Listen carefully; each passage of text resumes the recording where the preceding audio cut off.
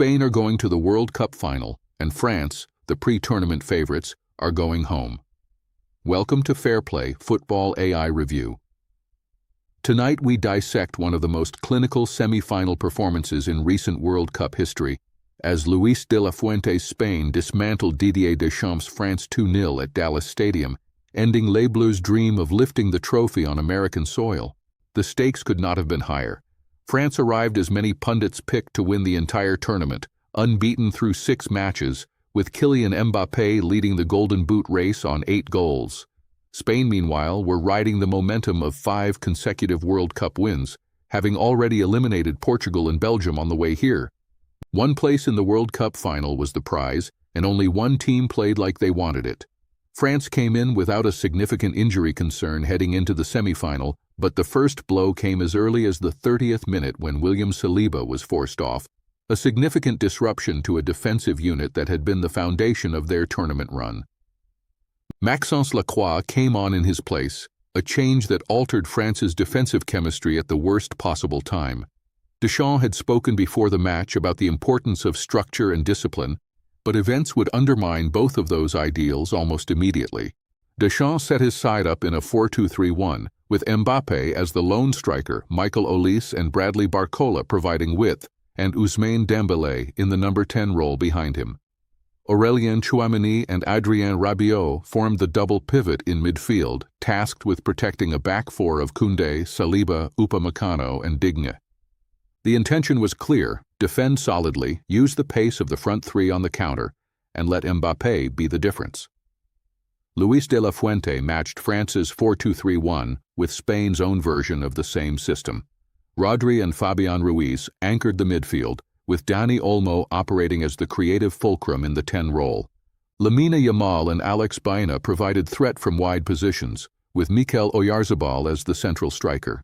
Spain's intent was to press with intensity, recycle possession through Rodri and Laporte, and create numerical advantages in wide areas where Yamal in particular would prove devastating. The tactical battle was decided in large part by how Spain used Yamal against France's left side.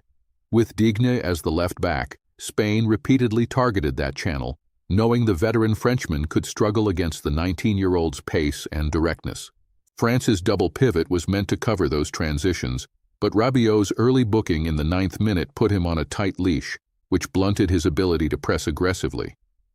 Rodri, meanwhile, was imperious at the base, completing 67 passes and winning 4 tackles to control the tempo from deep. France started the match looking to impose themselves, generating 7 corners by the end of the game and making 46 dangerous attacks to Spain's 23. But those numbers were misleading from the outset.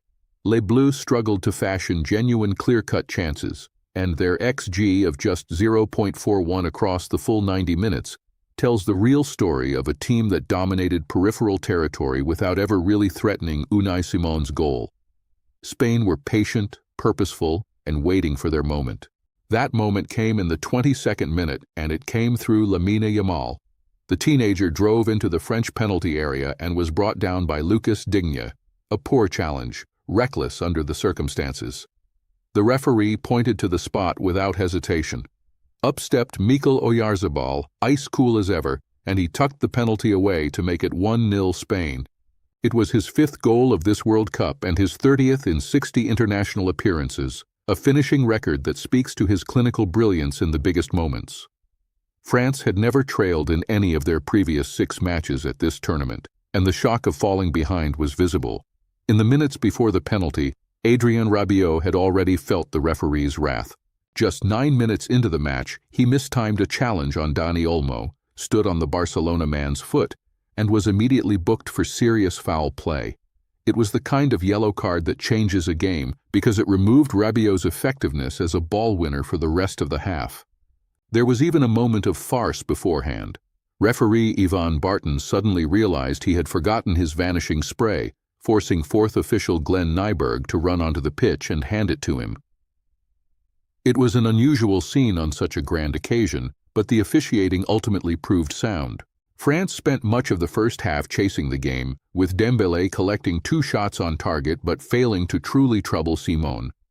Mbappé had 3 attempts in total but was effectively nullified, picking up a yellow card in the 86th minute for a foul on the Spanish goalkeeper, a symbol of a man desperate and increasingly frustrated.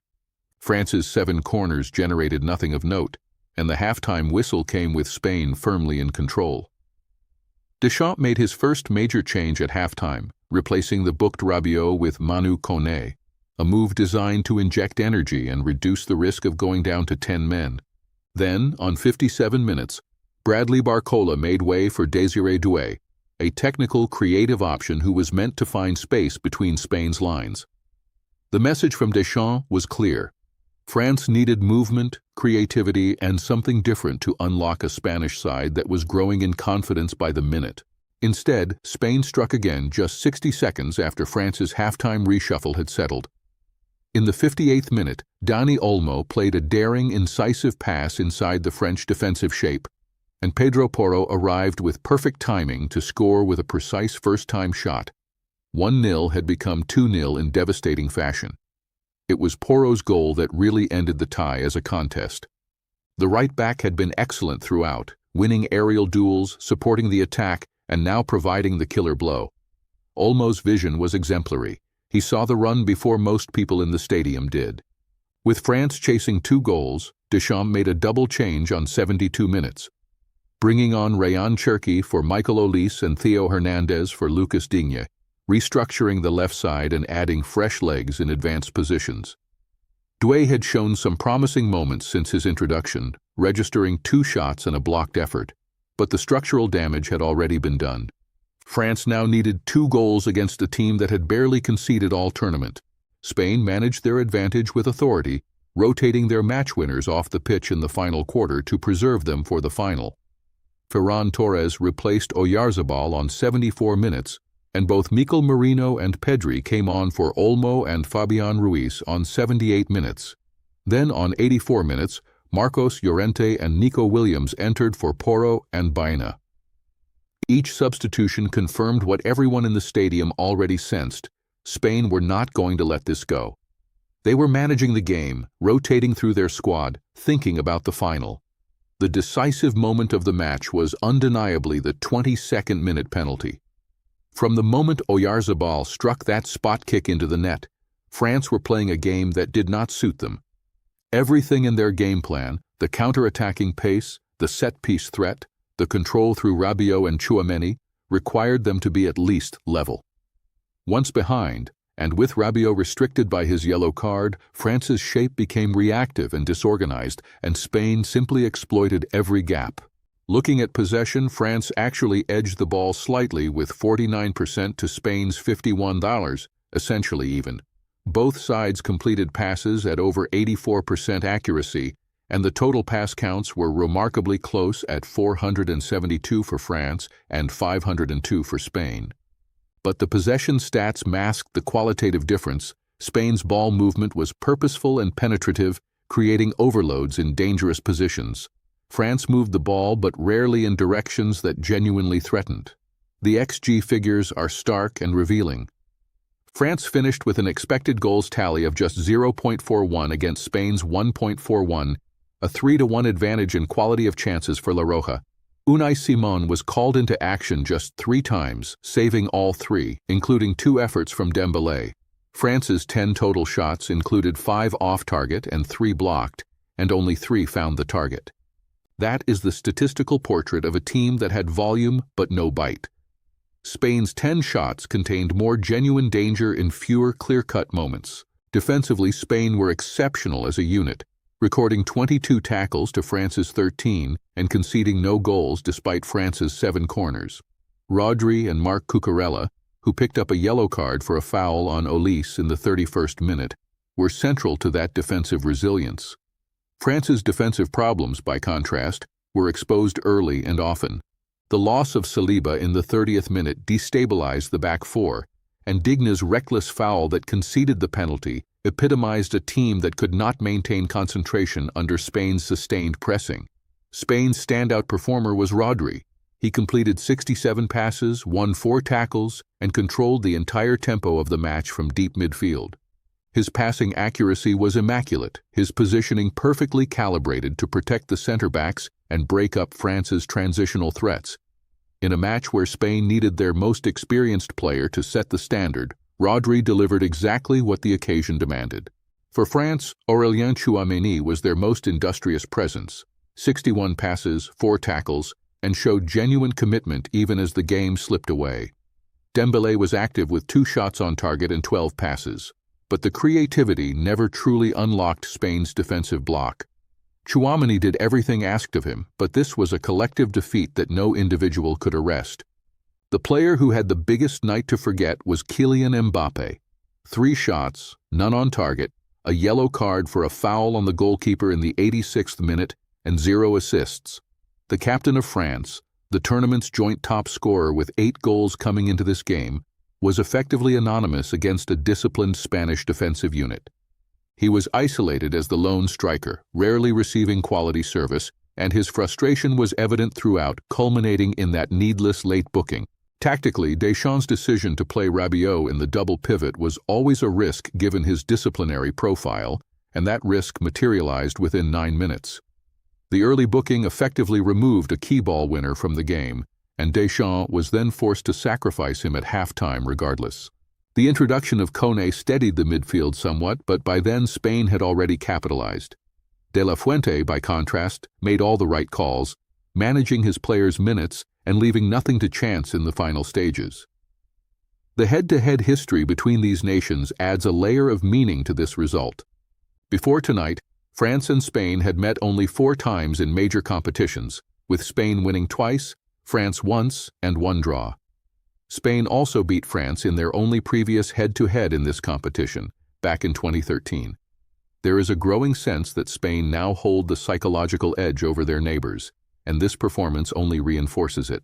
France's form coming into this semi-final had been excellent, 9 wins and 1 draw from their last 10 matches, with Mbappé and Dembélé combining for 13 tournament goals. But the level of opposition tonight was categorically different.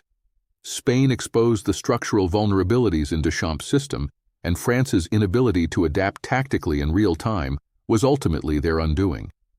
Spain arrived in Dallas having won 9 of their last 10 matches, with their only non-wins being 2 draws, 1 against Cape Verde and 1 against Turkey. They were the form team of the tournament, arguably the form team in world football right now, and the manner of this victory confirmed their credentials as genuine World Cup contenders. Their squad depth is exceptional. The substitutes who entered here all had meaningful tournament experience behind them, and that depth will matter in the final. For France, this result is a brutal elimination, knocked out at the semi-final stage after winning their group with a perfect 9 points. Deschamps' men will now face the loser of semi-final 2 in the third-place playoff on the 18th of July, a match that will feel hollow given the heights they believed they were capable of reaching. Mbappé, with 8 tournament goals, will be frustrated beyond measure. Spain, meanwhile, march into the World Cup final on the 19th of July to face the winner of that second semi-final. As for what lies ahead, Spain face a World Cup final against an opponent who will have had 5 days to recover and prepare. Based on tonight, De La Fuente's side have the tactical intelligence, the physical depth, and the individual quality to beat anyone. Yamal's influence, a day after his 19th birthday, nearly adding a goal to his assist before an offside call denied him is only going to grow. This Spanish side is not just good for their age, they are good for any age. The prediction is clear. Spain are winning this World Cup. France 0, Spain 2. A result that felt, from the moment Oyarzabal converted that penalty, like it was heading in only one direction. Spain were superior in every phase that mattered. Their pressing was smarter, their defensive organization tighter, and their transition game more lethal. This was not a fortunate win. It was a deserved one. Thank you for watching FairPlay. Spain's World Cup final awaits, and we will be there to break down every tactical thread, every moment of individual brilliance, and every decision that shapes the outcome. Do not miss it. That's the FairPlay verdict on this one. If you want more analysis like this, follow us. Find us on YouTube, Instagram, and TikTok at FairPlay AI, and follow Anthony personally on X at Anthony FairPlay. See you next match.